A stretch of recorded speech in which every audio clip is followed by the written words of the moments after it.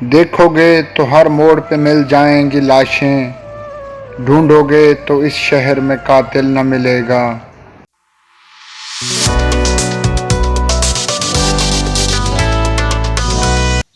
صحافی ارشد شریف کی شہادت جو ہے وہ اس قوم اور ملک کے لیے ایک ناقابل تلافی نقصان ہے۔ ہم اس چیز کو مانیں یا نہ مانیں، ہم نے ایک قیمتی اثاثے کو کھو دیا ہے۔ وہ ایک منجے ہوئے سیاسی تھے، ایک انویسٹیگیٹو جرنلسٹ تھے، جس نے کتنے جرائم کو، کتنے بڑے بڑے کرپشن کے کیسز کو انہوں نے بے نقاب کیا، اور ان کو بے نقاب صرف باتوں میں نہیں کیا بلکہ ان کے لیے تگ و دو کی، ان کے لیے ثبوت اکٹھے کیے۔ لیکن ہوا کیا کہ اس ملک میں اب سچ بولنے کی سزا، جو بھی بندہ سچ بولے گا اب اس کو اپنی جان کی قربانی دینی پڑے گی، کیونکہ جو سچ بولتا ہے وہ جان کی قربانی نہ دے تو کام نہیں۔ تو اس ملک میں اب جو ہے وہ سچ بولنے کی سزا یہی رہ گئی ہے کہ جو بندہ سچ بولے گا وہ اب اپنی جان کی قربانی دے گا۔ میری چیف جسٹس آف پاکستان سے درخواست ہے کہ وہ اس سارے واقعے کا نوٹس لیں، اس کی تحقیقات کروائیں اور جو ذمہ داران ہیں ان کو کڑی سے کڑی سزا دلوائیں۔ جب اس ملک کے اندر ارشد شریف جیسا معروف صحافی جس کا انٹرنیشنل لیول پہ نام تھا وہ محفوظ نہیں ہے، تو یہاں پہ پھر عام صحافی جو ہے، جو اس ملک کے عام شہری ہیں، پھر ان کے حقوق کی حفاظت کون کرے گا؟ ایک ریاست کے اندر اداروں کی ذمہ داری ہے کہ وہ وہاں پہ رہنے والے شہریوں کے جو حقوق کی پاسداری کریں، ان کے حقوق کا خیال رکھیں، ان کو پروٹیکٹ کرنا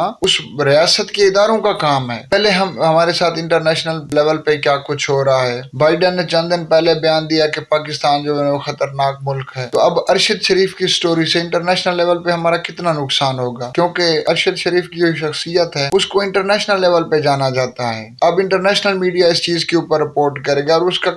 شہادت پاکستان میں نہیں بلکہ ایک دوسرے ملک میں ہوئی ہے، اور پھر اس پہ سٹوریز کی جائیں گی کہ وہ کس طرح کا صحافی تھا، اپنے ملک سے یہاں پہ کیوں آیا تھا۔ جب تحقیقات کی جائیں گی تو ساری پول تو کھل جائے گی۔ خدا را جو برسر اقتدار طبقہ ہے ان سے یہی درخواست ہے کہ وہ ہوش کے ناخن لیں اور اس ملک میں اس طرح کے حالات پیدا نہ کیے جائیں جس سے رہنے کے لیے زمین تنگ ہو جائے۔ اور مجھے ارشد شریف کے وہ الفاظ یاد آ رہے ہیں، انہوں نے اپنے ایک انٹرویو میں کہا تھا کہ جو رات قبر میں ہے وہ باہر نہیں آ سکتی، تو آج ایسے ہی ہوا ہے ان کے ساتھ۔ اس ملک کو لینے کے لیے ہم نے بہت قربانیاں دی ہیں، کیا اب اس ملک کو بچانے کے لیے بھی ہمیں قربانیاں دینی پڑیں گی؟ صحافی ارشد شریف کی جس طرح شہادت ہوئی ہے اس سے تو یہی لگتا ہے کہ کیونکہ ان کو سفر کے اندر گولی ماری گئی ہے تو ان کی موومنٹ کو باقاعدہ طور پہ جو ہے وہ ٹریک کیا جا رہا تھا، لیکن سمجھ نہیں آ رہی، کچھ پاکستان کے بڑے بڑے چینل جو ہیں اب تک یہی خبر چلا رہے ہیں کہ معروف صحافی ارشد شریف ایک حادثے میں جہاں بہا۔ تو خدا را کچھ تو